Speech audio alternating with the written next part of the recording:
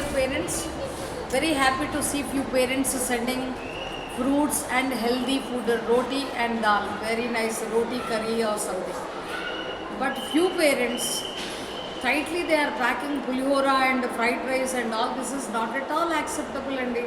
ఈ పిల్లల్ని తినిపించడానికి పంపిస్తున్నారా చదివించడానికా అనేది మనం ప్రశ్నించుకోవాలి. కొంతమంది పేరెంట్స్ అంటే చక్కగా రోటీ కర్రీ చక్కగా దాన్ని రోల్ చేసి పంపిస్తున్నారు, ఫ్రూట్స్ ఇచ్చి పంపిస్తున్నారు. కానీ మీరు హెఫ్టీగా ఒక్కొక్క బాక్స్లో అంతంత పెట్టేస్తే తినలేక వామిటింగ్ చేస్తున్న సందర్భాలు ఉన్నాయి. మీకున్న ఒక బాబు లేదా ఒక పాపకి చూడడానికి ఇంత మీరు ఆయాసపడితే మరి ఇక్కడ ఇంతమంది స్టూడెంట్స్కి మరి ఎలా మెయింటైన్ చేస్తామనేది అటువంటిది మీరు ఆలోచించదగ్గ విషయం. రెండోది అంటే ఇన్కమింగ్ ఆగానే అవుట్ గోయింగ్. మరి పిల్లలకి బాత్రూమ్ మరి వాష్రూమ్ తినడము మరి వాష్రూమే అయితే మరి చదువు ఎప్పుడు జరుగుతుంది అనేటువంటి విషయం తెలుసుకోవాలి. మరి రెండోది ఏంటంటే పొద్దున్నే పిల్లలకి వాష్రూమ్ వెళ్ళేటువంటి అలవాటు చేయాలి. వేడి నీళ్ళు కానీ గోరువెచ్చని నీళ్ళు తాగిస్తే కనుక ఆ పొట్టు సాఫ్ అయిపోతుంది. మీరు ఫస్ట్ తొందరగా లేవండి, పిల్లల్ని కూడా లేపండి.